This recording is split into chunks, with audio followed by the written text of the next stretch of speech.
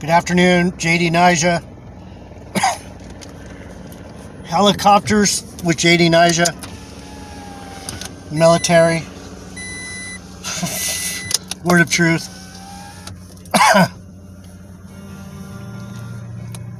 Hear that? Fucking huge ass Huey flying by.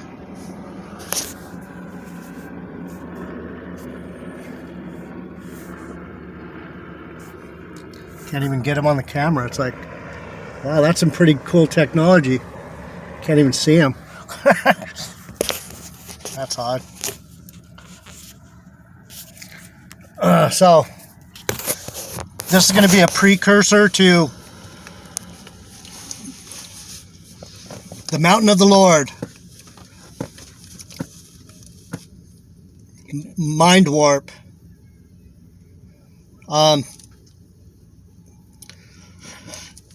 There's something that happens to prophets, true prophets, not these fake guys that are so calm and collected. And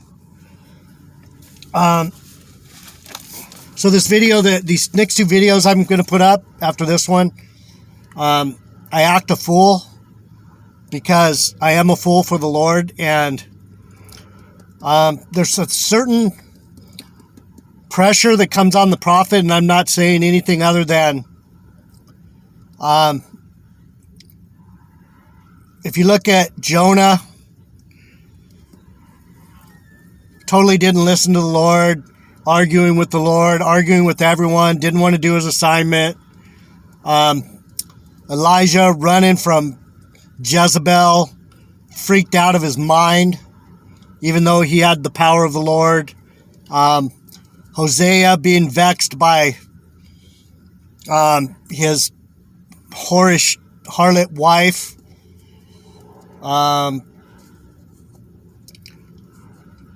Who else? Jeremiah crying, getting thrown in prison, fighting for his family inheritance, his land. Yahushai, man of sorrows. So be ready. The next two videos are a prophet showing his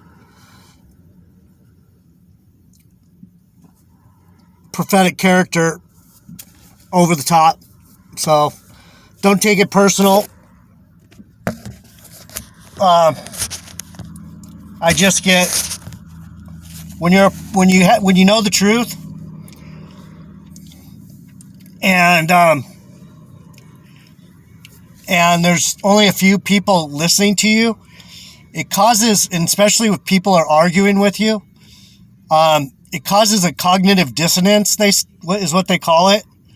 It's gaslighting, where I'm starting to understand that part of what these false prophets do is they gaslight the real prophets, and they say untruths, and they make it sound good.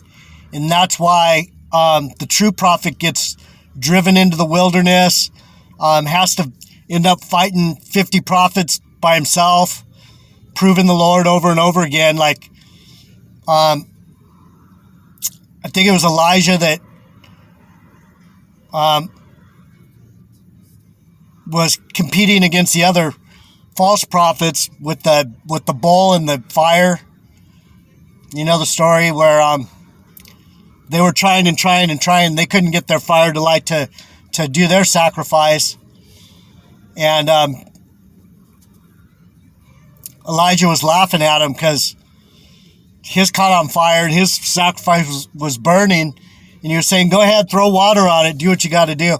So be ready for the next two videos. I'm going to be, I was in another spirit.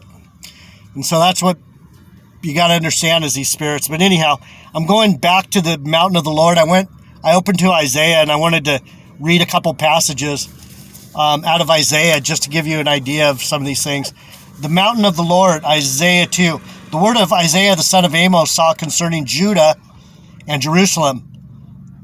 And it shall come to pass in the last days that the mountain of the Lord's house shall be established in the top of the mountains, and shall be exalted above the hills, and all nations shall flow onto it. So when the earth is changed, when the New Jerusalem comes down and he does a new thing here, this is where everyone's going to go, oh crap, the house is established. Now we believe again in what the house of the Lord is. You can't understand the house of the Lord until you understand you're in a house already. You're in the house of the Lord. This is a tabernacle. This is where we reside. There's no space. Get that out of your head. And many people shall come and say, let us go up to the mountain of the Lord, to the house of the God of Jacob, and he will teach us his ways, and he will walk in his paths. For out of Zion shall go forth the law and word of the Lord from Jerusalem. So where is Zion? Zion is right here, inside this snow globe, this tent, this flat toroidal place we're at. And what that's saying is, who's going to teach? The ones that already know the truth. So I wanted to point that out to you. The Lord brought that. He says, just show them. You already told them about the mountains. You've told them 100 times about the tabernacle and how this place is, the mountain of the Lord. You said it again. We went through it with Moses. You can't go flying out of here. You'll die. And that's why they're probably doing CERN. They're trying to get their asses out of here before they get the Lord comes back and ruins them with those chariots. So then the other thing I wanted to bring up, this is just going to be a short one. I'm going to go home and download these. So I went to Isaiah. I was reading through Isaiah, and there's a lot of good stuff in here, especially about how wicked Judah is and how the nations are going to flow back onto Jerusalem. We're going to have the power over all these Gentiles. The power of the Gentiles is going to come onto Zion, and they're going to bring all their lovey-dovey goodies to us, and we're going to make this place right again. And with their help, they're going to want to help us, and we're going to show them how to do it right. So, people say, especially GMS, and I hate to bring them up again because they're redundant, they're flunkies, they don't have the Spirit. Ooh, she has the Spirit. Anyhow, see, I'm a sinner too. But that's not the point. The point is, these guys try and say, don't have any emotion, you're letting your emotions get a hold of you, and that's the point of this video more than anything is, if you know the Lord, you know that He has passion. Crazy the lies that these guys tell. It's like they've got to have evil spirits on them because they just keep saying things that I find in the Bible. The Lord's like going, shut them down on this, shut them down on that, shut them down again, shut them down, shut them down, shut them down, and I just keep shutting them down. But they just keep building and building. A man of sorrows, Isaiah 53. Who has believed our report? That's Isaiah talking about the prophets, right? Who has believed us? Who? And to whom is the arm of the Lord revealed? And this is the point of the video. Who gets to have the strength of the Lord? Who gets this arm? Who gets to slap the shit out of kids that are not paying attention in class? Right? I'm going right back to what I did then. It's like, damn, I hope the Spirit doesn't stay on me. I'm slap happy. Like I'm bopping on GMS. Verse 2, 53, Isaiah. For he shall grow up before him as a tender plant, and as a root out of a dry ground. A dry, flat ground. In fact, he has no form nor comeliness, and when we shall see him, there is no beauty that we should desire him. Nothing to look at, nothing to see here. He is despised and rejected of men, a man of sorrows. Sad, sad, sad sack. And I'll have to hand it to some of the apostles. They get it, but if you're not crying and sighing out here,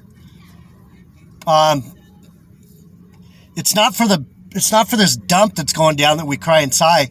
It's for the wickedness and the evil that the Lord's going to bring on everyone.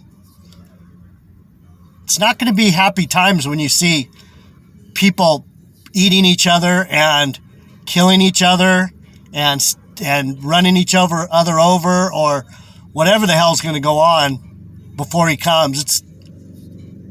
It's like a crazy prophet. He is despised and rejected of men, a man of sorrows. What's it mean by having sorrows? It means you're forsaken by, you have pain. Listen, acquainted with grief, sorrow, and pain. Forsaken, pain-stricken, sickness.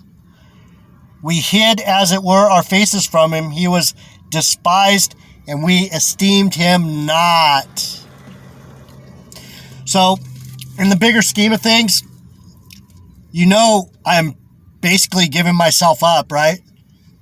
I'm like in the front of the line going, yeah, I'm a dickhead that doesn't know when to shut his mouth.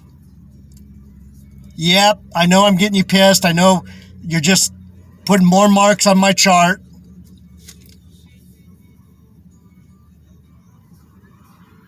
I know that. That's part of what gets you so sick, because you can't help yourself. Can I not do this? I'll really get sick. Think I'm sick now, just wait. If I try to run, if I try and pull a Jonah, oh, no. Not even going to think of that. We esteemed him not. Verse 4, Isaiah 53, surely he has borne our griefs. What's that? He has borne our griefs and carried our sorrows, yet we did esteem him stricken, smitten of God, and afflicted. J.D. Niger, you're just getting judgment. You have demons on you. You have demons on you. I am the demon, motherfucker. Fucking funny. Funny guys. So you know what the Lord gave me last night, and this might make some of you scared, might make you hate me, but I'm just saying. Okay, I'll finish up. But he was wounded for our transgression. He was bruised for our iniquities. The chastisement of our peace was upon him, and with his stripes we are healed. So who is the arm of the Lord given to? The man of sorrows, the guy that's sick, the guy that's losing his mind, the guy that has nobody backing him up, the guy that's out here by himself every day, screaming, crying, moaning, yelling, bitching, resorting, reporting, exhorting, expiring, inspiring, retiring, all of it. That's the guy who gets the arm.